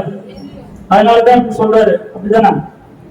அவன் தலையில இருந்தான், சவுலே சவுலே நீ என்னை ஏன் துன்பப்படுத்துகிறாய் என்று தன்னுடனே சொல்லுகிற ஒரு சத்தத்தை கேட்டான். ஹல்லேலூயா. இந்த சவுல் பாத்தீங்க அப்படின்னா கிறிஸ்தவர்களை துன்பப்படுத்தும்படியாக, கிறிஸ்துவை ஏற்றுக்கொண்டவர்களை துன்பப்படுத்தும்படியாக என்ன பண்றாரு, பிரதான ஆசிரியர்கள் இடத்துல என்ன பண்றாரு, வேதபாரகர்கள் என்ன பண்றாரு, பர்மிஷன் வாங்கிட்டு வராரு. அப்படிப்பட்ட ஒரு கிட்டதான் இப்ப ஆண்டவர் பேசுகிறார். ஹல்லேலூயா. அதே அப்போஸ்தலர் புத்தகம் 9ஆம் அதிகாரம் 5வது வசனத்துல பாத்தீங்கன்னா, அதற்கு அவன், ஆண்டவரே நீர் யார்? இன்னைக்கு ஆண்டவர் நம்மகிட்ட பேசும்போது நம்மள ஒரு சத்தத்தை அறியாமல் இருக்கும் போது நம்ம கேட்கிற கேள்வி எப்படிதான் இருக்கும், யாரு நீங்க அப்படிதான் கேட்போம். வீட்டுக்கு ஒரு தெரியாதவங்க வராங்க அப்படின்னா நம்ம எப்படி கேட்போம், யாரு நீங்க அப்படின்னு கேட்போம். அதே போலதான் இந்த சவுல் என்ன பண்றாரு, கேட்கிறார். அதற்கு அவன், ஆண்டவரே நீ யார் என்றான். அதற்கு கர்த்தர், நீ துன்பப்படுத்துகிற இயேசு நானே, முள்ளில் ஒதுக்கிறது உனக்கு கடினமாம் என்றார். ஹல்லேலூயா. இந்த சவுலுக்கு இயேசுவை பற்றி அறிந்துதான் இந்த என்ன பண்றது, ஒரு விசுவாசம் அவனுக்குள்ள காணப்படவே இல்லை. ஆனால் ஆண்டவர் என்ன பண்றாரு, அவனை கொண்டுதான் இந்த அநேக ஜனங்களுக்கு ஒரு பெரிய சாட்சியாக இருக்கும்படியாக ஒரு திட்டத்தை ஆண்டவர் என்ன பண்றாரு, வைத்திருந்தார். அதே அப்போஸ்தலர் புத்தகம் 9ஆம் அதிகாரம் 13வது வசனம், 14வது வசனம், 15வது வசனம். அனனியா, ஆண்டவரே, இந்த மனுஷன் எருசலேமில் உள்ள உம்முடைய பரிசுத்தவான்களுக்கு எத்தனையோ பொல்லாங்குகளை செய்தான் என்று அவனை குறித்து அநேகரால் கேள்விப்பட்டிருக்கிறேன். இங்கேயும் உம்முடைய நாமத்தை தொழுது கொள்ளுகிற யாவரையும் கட்டும்படி அவன் பிரதான ஆசாரியர்களால் அதிகாரம் பெற்றிருக்கிறானே என்றான். அதற்கு கர்த்தர், நீ போ, புற ஜாதிகளுக்கும் ராஜாக்களுக்கும் இஸ்ரவேல் புத்திரருக்கும் என்னுடைய நாமத்தை அறிவிப்பதற்காக நான் தெரிந்து கொண்ட பாத்திரமா இருக்கிறான். ஹல்லேலூயா. ஆண்டவர் எப்படி அந்த தீர்க்கதரிசியை சொல்லி இருக்கிற அனனியா தீர்க்கதரிசி மூலமாக தான் இப்படி சவுலுடைய கண்ணில் இருக்கிற கட்டுதல் மூலமாக அழிக்கப்படணும். அதற்காக அனனியா தீர்க்கதரிசி ஆண்டவர் அனுப்புறார். ஆனா அந்த தீர்க்கதரிசிக்கு எப்படிப்பட்டதான் பயம் இருக்கிறது நம்ம பார்க்கிறோம். ஹல்லேலூயா. அவன் எல்லாருக்கும் பர்மிஷன் வாங்கிட்டு தான் வந்திருக்காரு, இப்போ நம்ம துன்பப்படுத்தும்படியாக. அப்படி இருக்கிறவர்கிட்ட இதை அவர் நேரடியா அவருக்கு தெரியல, மற்றவங்க சொன்னதை கேள்விப்பட்டதுதான் அவர் சொல்றாரு, அப்படிதானே? அப்படி இருக்கும்போது அவருக்குள்ள எவ்வளவு ஒரு பயம் இருந்திருக்கு. அப்படி இருக்கிற மனுஷன்கிட்ட நம்ம அனுப்புறாரு அப்படிங்கிற ஒரு கேள்வியோடு அந்நேரத்துக்கு என்ன பண்றாரு, கேட்கிறாரு. அதற்கு கர்த்தர், நீ போ, அவன் புறஜாதிகளுக்கும் ராஜாக்களுக்கும் இஸ்ரவேல் புத்திரருக்கும் என்னுடைய நாமத்தை அறிவிக்கிறதற்காக நான் தெரிந்து கொண்ட பாத்திரமா இருக்கிறான். அப்ப ஆண்டோட திட்டம் எவ்வளவு பெருசா இருந்ததுனால, அவனுடைய சத்தம் அவனுக்கு எவ்வளவு பெருசா இருந்ததுனால அவன் என்ன பண்றான், அவனுக்குள்ள ஒரு மாற்றத்தை உண்டு பண்ணாங்க. ஹல்லேலூயா. அதே அப்போஸ்தலர் புத்தகம் 9ஆம் அதிகாரம் 16வது வசனம். என்னுடைய நாமத்தின் நிமித்தம் எவ்வளவாய் பாடுபட வேண்டும் என்பதை நான் அவனுக்கு காண்பிப்பேன் என்றார். இந்த வசனத்தை கொஞ்சம் யோசிச்சு பாருங்க. இவ்வளவு நேரம் சொன்னது பாத்தீங்க அப்படின்னா, அவரை ஒரு பெரிய அனைவருக்கு சாட்சியாக வைப்பேன், ராஜாக்களுக்கும் இஸ்ரவேல் புத்திரருக்கும் என்னுடைய நாமத்தை அறிவிக்கிறதற்காக நான் அவனை தெரிந்து கொண்டேன் என்று தேவனுடைய வார்த்தை நமக்கு சொல்லப்பட்டிருக்கு. அதுக்கு அடுத்த வசனத்தை பாத்தீங்க அப்படின்னா, அவன் என்னுடைய நாமத்தின் நிமித்தம் எவ்வளவாய் பாடுபட வேண்டும் என்பதை நான் அவனுக்கு காண்பிப்பேன். முதல்ல நல்ல ஒரு என்ன சொல்றது, ஒரு என்கரேஜ் பண்ற மாதிரி என்ன பண்றாரு, வார்த்தைகளை கொடுத்தாச்சு. அதுக்கு அடுத்த வசனத்துல, அவன் என்னுடைய நாமத்தின் நிமித்தம் எவ்வளவாய் பாடுபட வேண்டும் என்பதை நான் அவனுக்கு காண்பிப்பேன். ஹல்லேலூயா. நம்முடைய வாழ்க்கையில் கூட நமக்கு ஆசீர்வாதங்கள் வரும். ஆசீர்வாதங்கள் வரும்போது கூட அந்த ஆசீர்வாதங்கள் சந்தோஷமா என்ன பண்றோம், ஏற்று கொள்கிறோம். ஆனா அதுவே துக்கமோ ஒரு சோதனையோ வரும்போது நம்ம அதை என்ன பண்றதுல ஏற்றுக்கொள்கிற மனப்பக்குவம் நமக்கு இல்ல. ஆனா இந்த இடத்துல ஆண்டு எப்படி சொல்றாரு, அப்படிப்பட்டதான பாடுகள் அவனுக்கும் உண்டு. அது என்ன பண்றாரு, தேவன் நமக்கு அவன் நிமித்தமாக நமக்கும் அதை தெரியப்படுத்தியிருக்கிறார். அப்போஸ்தலர் புத்தகம் 9ஆம் அதிகாரம் 20வது வசனம். தாமதமின்றி கிறிஸ்து தேவனுடைய குமாரன் என்று ஆலயங்களிலே பிரசங்கித்தார். அல்லேலூயா. ஹalleluya. இப்போ அவருடைய கட்டுகள் எல்லாம் என்ன பண்ணுச்சு, அவிழ்க்கப்பட்டுச்சு, அப்படித்தானே? அவர் ஏதாவது அதுக்கப்புறம் போயிட்டு ரெஸ்ட் எடுத்து அதுக்கப்புறம் பண்ணலாம் அப்படிங்கிற மாதிரி எதுவுமே இதுல சொல்லப்படல. தாமதமின்றி கிறிஸ்து தேவனுடைய குமாரன் என்று ஆலயங்களிலே பிரசங்கித்தான். பவுல் வந்து ஒரு சாதாரண ஒரு மனிதர்லாம் கிடையாது. இந்த வேதாகமத்தை பாத்தீங்க அப்படின்னா இந்த புதிய ஏற்பாட்டுல அதிகமா படிச்சவரு பவுல் மட்டும் தான். அந்த அளவுக்கு வேத வாக்கியங்கள் எல்லாவற்றையும் படிச்சு அந்த தேர்ந்தவராக தான் இந்த பவுல் காணப்பட்டார். இந்த சவுல தான் என்ன பண்றாரு, தேவன் பவுலாக மாற்றினார். ஹல்லேலூயா. இந்த பவுல் மூலமாக தான் நமக்கு அநேக நிருபங்கள் எழுதி கொடுக்கப்பட்டிருக்கிறது. அப்படிப்பட்டதான ஒரு பவுல் வந்து இவ்வளவு பிரச்சனைகள் இருக்கும்போது கூட தேவனுடைய நாமத்தை என்ன பண்ற விலகி போகல. ரோமத்தை சொல்லும்போது கூட என்ன சொல்றாரு, யாருங்கமோ உபத்திரமோ துன்பமோ பசியோ நிர்வாகமோ எதுவும் என்ன பண்றது கிறிஸ்துவின் அன்பை விட்டு என்ன பிரிக்க முடியாதுன்னு சொல்றாரு. நம்மளால சொல்ல முடியுமா? அந்த ஒரு சத்தம் இன்னைக்கு என்ன பண்ணுச்சு, அவரை இவ்வளவு தூரம் அவரை கொண்டு வந்து பெரிய ஒரு வல்லமையான ஒரு காரியங்களை செய்யும்படியான ஒரு பெரிய வல்லமையான காரியங்களை அவர் மூலமாக செய்யும்படியாக தேவன் அவருக்கு அனுக்கிரகம் பாராட்டினார். ஹல்லேலூயா. சரி, இது தேவனுடைய சத்தம் தான் எப்படி நமக்கு எப்படி தெரியும்? ஆண்டவர் பேசுறாரு அப்படின்னா நமக்கு அது புரியணும்ல, நமக்கு அது கேட்கும். கேட்டதுன்னா புரியும், இல்லைன்னா புரியாது இல்ல. உன்னத பாட்டின் புஸ்தகம் 2ஆம் அதிகாரம் 8வது வசனம்.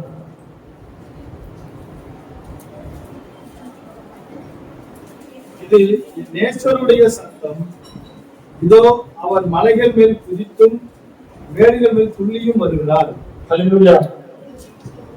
சாலமோன் இப்படியாக சொல்கிறார், இது என் நேசருடைய சத்தம், இதோ அவர் மலைகள் மேல் குதித்தும் மேடுகள் மேல் துள்ளியும் வருகிறார். சத்தம் அப்படி வருமா? சற்று யோசிச்சு பாருங்க, சத்தம் அப்படி வருமா? மலைகள் மேல் குதித்தும் மேடுகள் மேல் துள்ளியும் வருகிறார் அப்படின்னு சொல்லுது, அப்படிதானே? சத்தம் அப்படி வரும். நம்ம பேசும்போது எப்போ இருக்குதா? அதே போலதான் என்னுடைய வார்த்தை வரும்போது அந்த சத்தம் வந்து அவ்வளவு ஒரு வல்லமையா வரும்போது அந்த சத்தம் இப்படியாதான் இருக்கும் அப்படின்னு சொல்லப்பட்டிருக்கிறது. இது என் நேசருடைய சத்தம். ஹல்லேலூயா. அவர் நம்முடைய நேசரா இருக்கும் போது அந்த சத்தம் நமக்கு கேட்குமா கேட்காது? கேட்கும் தானே? இப்ப நம்ம வீட்டுக்கு வரோம், நம்ம வண்டி சவுண்ட பார்த்து நம்ம மனைவி பிள்ளைங்க என்ன பண்ணுவாங்க, நம்ம வீட்டுக்கார வந்த நம்ம அப்பா வந்த நம்ம அவங்களால சொல்ல முடியுதா இல்லையா? அது என்ன, அதுக்கு காரணம் என்ன? அவங்க நம்ம மேல வச்சிருக்கிற ஒரு நேசம், அப்படித்தானே? அந்த ஒரு பாசம், அது மூலமாக அவங்க வெளிப்படுத்தும் போது அது நமக்கு தெரிய வருது, அப்படித்தானே? அதே போலதான் இது என் நேசருடைய சத்தம் அப்படின்னா இது நம்முடைய தேவனுடைய சத்தம் தான். இது நம்ம ஆண்டவராக இயேசு கிறிஸ்துவின் சத்தம் தான். ஆண்டவர் நம்மோடு தான் பேசுகிறார், ஆண்டவர் நம்ம கிட்ட தான் சொல்லுகிறார் என்ற உணர்வு நமக்குள்ள வரும்போதுதான், அப்படிப்பட்டதான ஒரு நேரம் நமக்கு வரும்போது என்ன பண்ணும், இது நமக்காக பேசப்படுகிற ஒரு வார்த்தை, இது நமக்காக தான் ஆண்டவர் நம்மோடு பேசிக் கொண்டு இருக்கிறார் அப்படிங்கிற சத்தம் என்ன பண்ணும், நமக்கு கேட்கும், அப்படித்தானே? இதுவே நமக்கு ஒரு சின்ன உதாரணம் சொல்றேன். பிள்ளைங்க எல்லாம் போய் விளையாடுறாங்க, ஒரு 3 பேர் விளையாடுறோம்னு சொல்லுவோம். அது நம்ம பிள்ளைங்க ஏதாவது ஒருத்தருக்கு அடிபட்டு அந்த குழந்தை அழும்போது இந்த குழந்தை அழுகிற சத்தம் நமக்கு கேட்கும் போது நினைக்கணும், இது என்னுடைய பிள்ளைகளோட சத்தம் தான் அப்படின்றது நமக்கு கேட்கும்ல. அதே போலதான் ஆண்டவர் சொல்றாரு, நம்ம கூப்பிடும் போது நம்ம செவி கொடுக்கிற ஒரு தேவனா இருக்கிறார். அதே போல என்னுடைய வார்த்தைக்கு செவி கொடுக்கிற ஒரு பிள்ளைகளாக, தேவனுடைய சத்தத்தை நம்ம என்ன பண்ணணும், அறிகிற ஒரு பிள்ளைகளாக நம்மள நம்மளுடைய வாழ்க்கையில காணப்படணும்.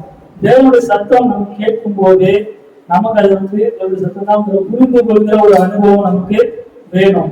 இந்த பவுலுக்கும் அந்த அனுபவம் இல்லை, சாமுவேலுக்கும் அந்த அனுபவம் இல்லை, அப்படிதானே?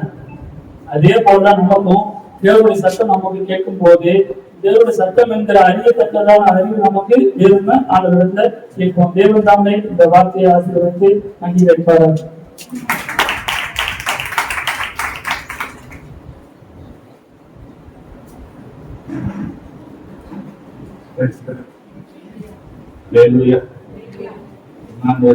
சத்தம் கேட்டுட்டேன், என்ன சத்தம் கேட்டு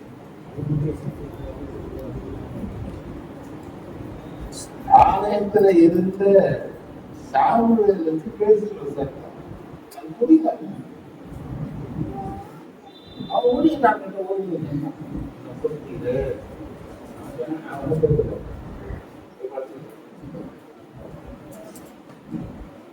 இரண்டாவது செய்ய கூப்பிட்டாரு தேவ சத்தம் அப்படின்னு சொல்லி சொல்லிக் கொடுத்தான் தேவ சத்தத்தை எப்படி கேட்கணுன்றதுக்காக ஊழியக்காரர் ஏறி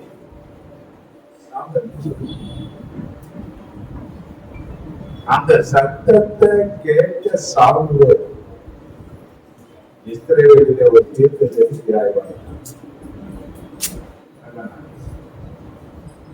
யார் கேட்டாங்க? எங்கிருந்து கேட்டாங்க?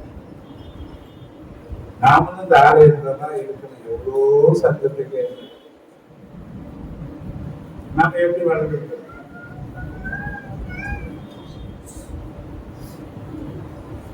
அப்படி வளர்ச்சி மோசே தேவன் சத்தத்தை கேட்டான். காரணத்திலிருந்து கூட நான் பேசினேன். அப்போ பேசின சத்தத்தை கேட்டு கேட்படிந்து அவன் நடந்ததுனால சொல்றது எல்லா ஜனங்களும் விசுவாசம் ஏறக்குறைய 20 லட்சம் ஜனங்களுக்கு மேல ஜனங்களுக்கு அவன் வழி நடத்தக்கூடிய தலைவனா மாறினான். சாமுவேலுக்கு ஒரு காரியம் நடந்தது. தீர்க்கதரிசியா மாறினான். மோசே தேவ சத்தத்தை கேட்டு அதற்கு வழி கீழ்ப்படிந்ததுனால ஒரு பெரிய தலைவனா மாறினான். தேவ ஜனங்களை துன்பப்படுத்த முடியாத அதிகாரத்துக்குள்ள உத்தரவு பெற்று வந்த சது தேவனை சந்தித்த பிறகு பவுலா மாறி புதிய ஏற்பாட்டுல பரிசுத்த அலங்காரமான நிருபங்களை எழுதக்கூடியவனாக ஏராளமான ஜனங்களுக்கு ரட்சிப்பு பாத்திரமாக தேவனுடைய கரத்தில் கிரியையாக அவன் மாறி. அவன் மட்டுமா? அவன் கண்களை திறந்தது அந்நியாக சாதாரண சிஷ்யன். யாரெல்லாம் தேவ சத்தத்தை கேட்டாங்களோ அவங்க வாழ்க்கையில ஒரு பெரிய மாற்றங்கள். இப்ப நாம கேட்டுல நம்ம வாழ்க்கையில என்ன பண்ணிருக்கோம்? கேட்க மாட்டோம்.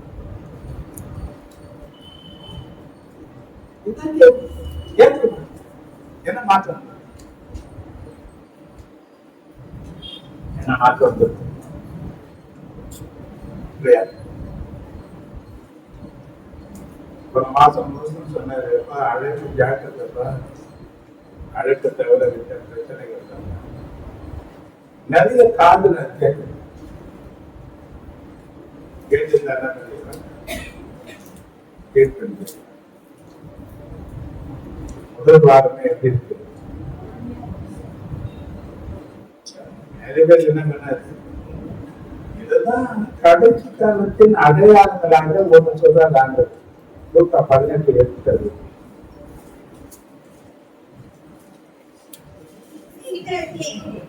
சீக்கிரத்திலே அவர்களுக்கு நியாயம் செய்வார் என்று சொல்லுகிறேன். ஆகியோர் மனுஷகுமாரன் வரும்போது பூமியிலே விசுவாசத்தை எப்போ வருவது?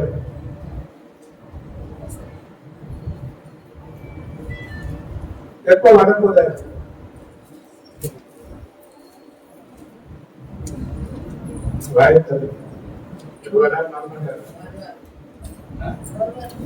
வந்துனே இருக்கிறேன். வருவதா எப்ப வருவது?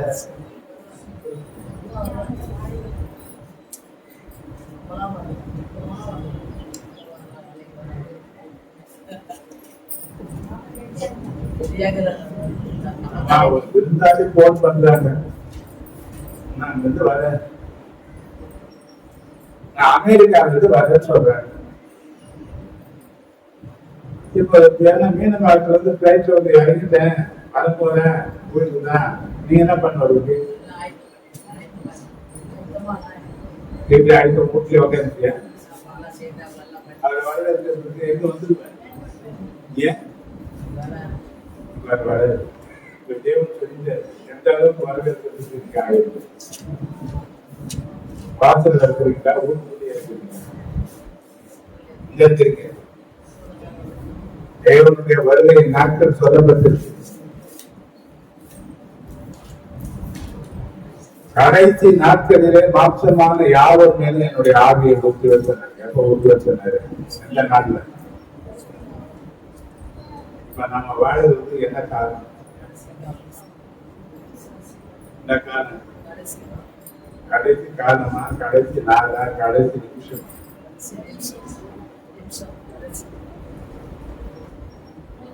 பெடவுக்கு நான் அன்னைக்கு ஆரம்பமாயிடுச்சு. கடைசி நாள் நான் உயிர்த்தெடுத்தேன் 2000 வருஷம். ஒரு நாள் அவருக்கு 1000 வருஷம். ஒரு நாள் போல நான் கூட 2 நாள் 2000 வருஷம். 3ஆம் நாள் என்ன நாள்? தேவன் உதயமாக இருந்தார். எப்போ? அதிகாலையா, நடுராத்திரியா, மதியானமா, சாயங்காலமா? எப்போ வேணா கிடைப்பாரு. எப்போ வேணா. ஏன்னா இப்ப நாம இருக்கிறது கடைசி நிமிடம். நாம இருக்கிறது அப்ப சொன்ன அந்த தீர்க்க தரிசனமான வார்த்தைகள் எல்லாம் நிறைவேறிக்கொண்டிருக்கு. கடந்த நாட்கள்ல கூட பார்த்தீங்கன்னா ரஷ்யாவில் நடந்த அந்த பூகம்பங்களை பார்த்தீங்கன்னா இதை விட அதிகமானது இனிமேல் என்ன பண்ண போகுது? இது பூமியில நடக்கிற ஒரு காரியம், வான மண்டலத்துல நடக்கிற ஒரு காரியம் இருக்கு. அங்கிருந்து என்ன பண்ண போகுது? எனக்கு தெளிவான நேரங்கள் வரப்போகுது. தேவனுடைய வருகை வருது. எதுன்னு ஆயத்தப்படுது. ஜாக்கிரதையா இருங்க. தேவ சத்தத்தை கேளுங்க. தேவ சித்தத்தின்படி செய்கிறதுக்கு ஒரு மாற்றத்துக்குள்ள வாங்க. கர்த்தர் நிச்சயமா உங்களை என்ன பேசுறாரு, என்ன கேட்கிறாரு, போயினா இருந்ததுன்னா அது எது போயிடும்? சத்தத்தை கேட்டு அதன்படி நடக்க தன்னை அர்ப்பணித்தவங்க பிரகாசித்தாங்க. நம்ம சின்ன ஒரு கூட்டமா இருந்தாலும் ஆராதிக்கிற தெய்வம் மகன் தெரியும். அந்த சத்தம் காலை வனத்திரத்தை கூட அதிரப்பம் சொல்றது. சத்தத்திற்கு தெரியும் பெரிய காரியங்களை செய்வார். அதே போல நம்ம காட்சியின் நேரம் கர்த்தருக்கு நன்மை செய்திருப்பாரான தேவன்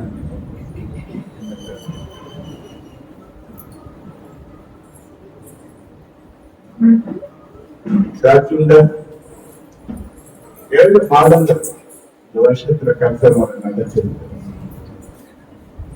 8ஆவது மாதத்தின் 3ஆவது நாளில் கர்த்தர் நம்ம அவருடைய ஆலயமாகிய வீடாகிய சபையில கர்த்தர் சுத்தமா ஆண்டவருடைய நாமத்தை சொல்லி மகிமைப்படுத்தும்.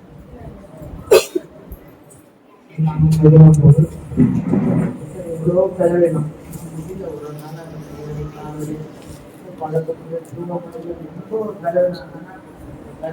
தேவன் பலன் இருந்ததுனால ஒவ்வொரு நாளும் நம்ம அழைச்சி வர்றது.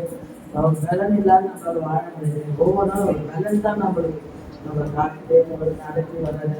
நன்றி சொல்றது அது மட்டும்தான் நினைச்சிருக்கேன்.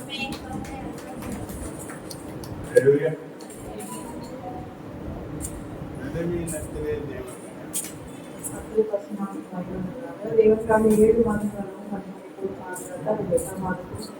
சமூகத்தை கொண்டு சொல்லிட்டார். தேவை பணச்செல்வி பொருளாதார எல்லாவற்றையும் சந்தித்தார். எல்லாம் கற்று என்னோடு கூட இருந்தார். மாற்றமல்ல வீட்டில் இருக்கும்போது நான் மாற்றக்கூடாது பேசும் வெளியில லாக் பண்ணிட்டான். மேலோட மாற்றம் இருந்தது. மேலும் பார்த்தீங்கன்னா ஓரத்துக்கு வந்து இன்னொரு ஸ்டார்க் இருந்தது. நான் வந்து ஓப்பன் பண்ணி அது வரைக்கும் அவனும் அழுதுட்டு இருந்தான். நல்ல வரைக்கும் அவங்க வந்து ஃபோன் வச்சுட்டு இருந்தேன். எப்பவுமே ஃபோன் எடுத்துட்டு போவேன். ஃபோனில் அப்புறம் கால் பண்ணி அழுத்துன்னு சொல்லி அவரும் வீட்டில் இல்லை, யாருக்கும் வீட்டில் இல்லை. அதற்காகவே அந்த நேரத்தில் எங்களுக்கு ஒரு விடுதலை கொடுத்தார். அதை வந்து சேதம் இல்லாதபடி காத்துக்கிட்டார். அதுக்காக நான் நன்றி சொல்லிட்டேன். நன்றி.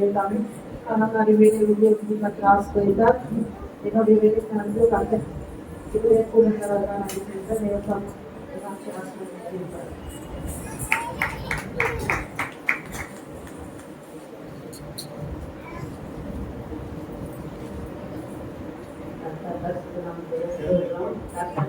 கனிமணி 7 மாதமும் காட்ட அது நாட்களில் என்னுடைய பையனுடைய திருமண காரியம் கர்த்தர் எந்த விதமான பிரச்சனை இல்லாமல் நல்ல விதமாக 6வது மாதம் 27ஆம் தேதி கர்த்தர் எங்களோடு கூட இருந்து எல்லா விதமான பிரச்சனை இல்லாமல் சமாதானத்தோடு எங்களோட சமாதானத்தோடு நடந்து தேவன் உதவி செய்தார்.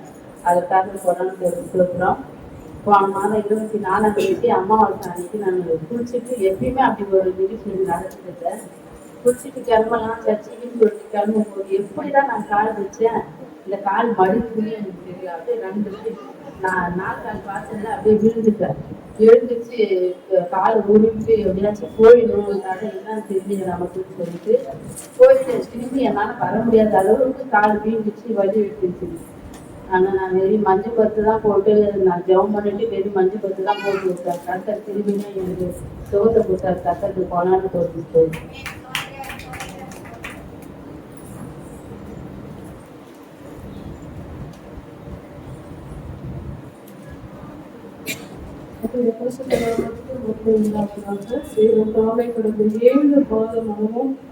ஆண்டவர் தன்னை மணிக்கோட பாதுகாப்பு வந்தார். தேவைகளை சந்தித்து வந்தார். போக்கிய வழக்கை தேவத்தாமே ஆசிரித்து வந்தார். எந்த ஒரு தீங்கு அணுகாதபடிக்கு தேவத்தாமே பாதுகாத்து வந்தார். பலவீனங்கள் இருந்தாலும் தேவன் எனக்கு பலனாய் இருந்து ஆபீஸ்ல வேலைகளை செய்யவும், வீட்டின் காரியங்களை செய்யவும், பிள்ளைகளை பார்க்கும்படியாகவும் ஞானத்தை ஆண்டவர் எனக்கு கொடுத்தார். அதற்காக நன்றி சொல்கிறேன். குடும்பத்தை தேவத்தாமே ஆசிரியத்தார். பிள்ளைகளை ஆசிரியத்தார். நல்லக்கானவர்களையும் பிள்ளைகளை ஆண்டவர் கொடுத்திருக்கிறார். அதுக்காக நான் ஆண்டவருக்கு போராட நன்றி சொல்கிறேன். இந்த மாதத்துல என்னோட சமூகத்துக்கு குடும்பமாய் ஆண்டவர்களை கொண்டு வந்த மகாபலி இறப்புகளுக்காக நன்றி செலுத்துறேன். இந்த சாமி தாண்டி தேவன் ஆசிரியத்தார்.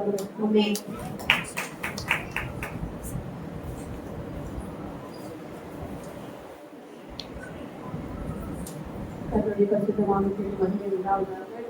7 மாதங்கள் 12 மணி போல பாதுகாத்தார். 8ஆம் மாதத்தில் சமூகத்தில்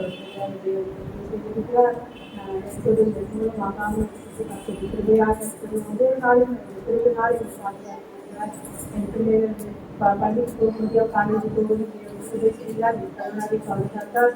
என்னுடைய கோவிய வாழ்க்கையை தேவன் ஒவ்வொரு நாளும் பாதுகாத்து அற்புதமாய் அதிசயங்களை நடத்தி கொண்டு வருகிறார். அதற்காக நான் கர்த்தரை சொல்லியிருக்கிறேன். அநேக தேவைகள், பண தேவைகள், பிரச்சனைகள் அநேக இருந்தாலும் தேவன் ஒவ்வொன்றையும் தேவன் ஜெயப்படும்படியாக தேவன் திருப்பி செய்து கொண்டு வருகிறார். அதற்காக நான் கர்த்தரை சொல்லியிருக்கிறேன். அவர் செய்த எல்லா நன்மைக்காக நன்றி செலுத்துகிறேன். சாட்சியாக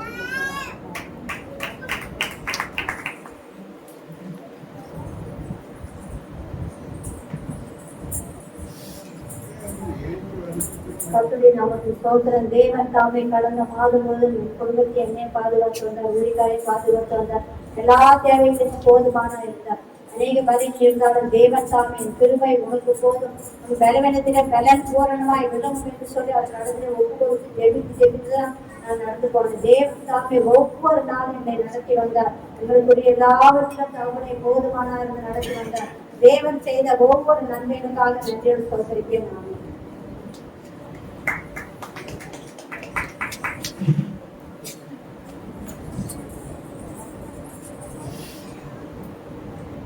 பரிசுத்த நாமத்தை சொல்கிறோம். கடந்த மாதம் முழுவதும் கர்த்தர் தண்ணீர் மனம் போல பாதுகாத்து தேவனால குறிப்பிட்ட கர்த்தர் நன்றி சொல்கிறோம். இந்த மாதத்தில் அநேக பலவீனங்கள் தான். ஆனால் பலவீனங்களை கர்த்தர் எங்களுக்கு வல்லனா இருந்தால் கர்த்தருக்கு சொல்கிறோம். பிள்ளைக்கும் ஜுரமா இருந்துச்சு. கர்த்தருக்குள்ளே பலம் கிடைத்திருக்கிற எந்த ஜுரமும் இல்லை. தேவன் செய்த நன்மைக்காகவும் கர்த்தருக்கு சொல்கிறோம்.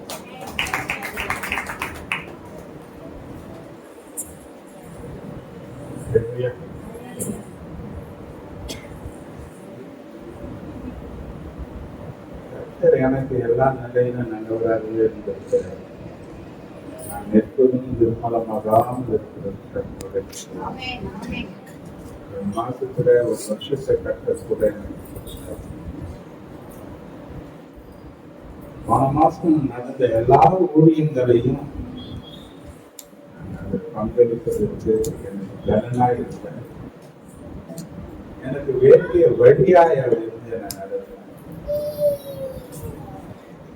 கொஞ்சம் குறையில்லாத வரைக்கும் கருத்தர் எல்லாவற்றையும் காத்து நடந்த ஊழியமும் சபை மற்ற ஊழியமும் குடும்பங்களுக்கும் எனக்கு எல்லாமே ஒரு வாக்கு கொடுத்தார். அந்த பிறந்த நாள் அன்னைக்கு நான் உட்கார்ந்து இருக்கும் போது திடீர்னு அந்த வார்த்தை அவர் என்ன சொன்னாரு, எல்லாவற்றுக்கும் எல்லாமாக நான் உனக்கு இருக்கேன். எபேசியர் 1:23 அவர் எனக்கு வார்த்தையா கொடுத்தார். பொதுவா ஜெபம் பண்ணி யாராவது வார்த்தை கொடுப்பார். நிறைய பேர் பண்ணாருக்கு, நிறைய பொருட்கள் இருந்தது. சில பேர் இந்த வாக்கு தத்தம் சொல்லி கேட்பாங்க. ஆனா காலையில நான் ஜெபம் பண்ண உடனே தேவனிடத்துல இருந்து அந்த வாக்கு நான் எதிர்பார்க்கல. திடீர்னு அந்த வாக்கு தத்தம் எனக்கு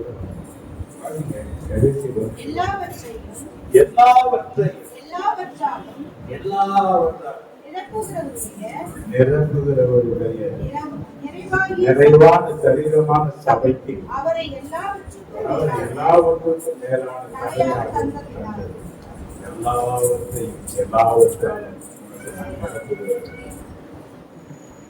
நன்றியோடு ஸ்துதிக்கிறேன். கர்த்தர் எனக்கு செய்த எல்லா நன்மைகளையும் நான் நினைச்சு ஆண்டவருக்கு நன்றியுள்ளவனாக இருக்கிறேன். சாட்சியை அறிவிக்கிறேன். கர்த்தர் இதையும் ஆசீர்வதிப்பார். எவ்வளோ திறமையை நம்ம பார்க்க சொல்ல முடியாத அளவுக்கு. ஆனா அத்தனை பலவீனத்திலையும் என் ஊழியத்துல தவறாம எல்லாத்துக்கும் பங்கு இருக்கு. அங்க எனக்கு உறுதுணையா இருந்தது. கர்த்தர் எனக்கு கொடுத்த நல்ல துணைக்காகவும் நான் நன்றியோடு கொடுத்திருக்கிறேன். கர்த்தர் அதையும் ஆசீர்வதிப்பார். நன்றியோடு அறிவித்து நன்கு தோறும் நமக்கு பார்க்கின்ற கெதியுங்கள். திரும்ப திரும்ப திரும்ப திரும்ப சபைக்கு நான் சொல்கிற ஒரு காரியம், வரக்கூடிய காலங்கள் நல்லதா இருக்காது. இப்ப நடக்கிற எல்லா தீமைகளும் வேதனைகளுக்கு ஆரம்பத்தின் காலம் என்று தேவன் சொல்லி இருக்கிறார். ஒருவேளை இன்னைக்கு ஜெபம் அசட்டை பண்ணப்படலாம். ஜெபிக்கிறதுனால எனக்கு என்ன பலன் கிடைச்சதுன்னு சொல்லலாம். ஜெபித்து என்ன வாழ்ந்துட்டாங்க என்று சொல்லி பல பேரை மேற்கோள் காட்டி பேசலாம். ஆனா வார்த்தை இனி சம்பவிக்க போகிற இவைகளுக்கெல்லாம் நீங்கள் பாத்திரவான்களா எண்ணப்படுவதற்கு எப்பொழுதும் ஜெபங்களை விழித்திருந்தது. எப்பொழுதும் ஜெபிக்கிறவன வாய்க்கிறது. ஆயத்தம் உள்ளவனா இருப்பான். ஆயத்தமா இருங்க. எல்லா தீங்குக்கும் விலைக்கு நன்மை நாளை பாதுகாப்பாங்க. இன்னொரு காரியம், இந்த மாசத்துல பிறந்த நாள் காண்கிறது, திருமண நாள் காண்கிறது, ஜனங்களுக்காக நம்ம கவனிக்கிறோம். வருகிற 5ஆம் தேதி ஜெய்சியுடைய பிறந்த நாள். 6ஆம் தேதி சந்துருடைய பிறந்த நாள். ஏன்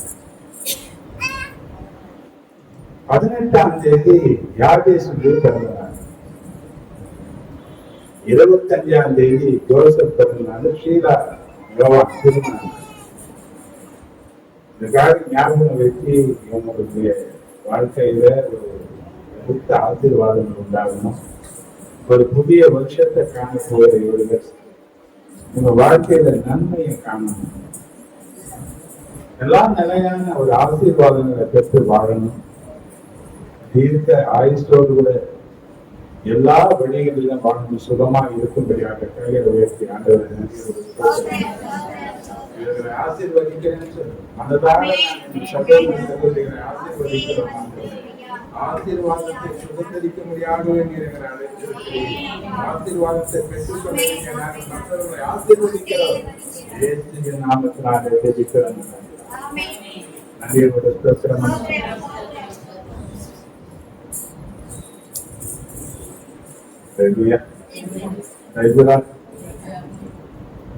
கர்த்தருடைய வார்த்தைக்குள்ளாக நாம் போகிறோம்.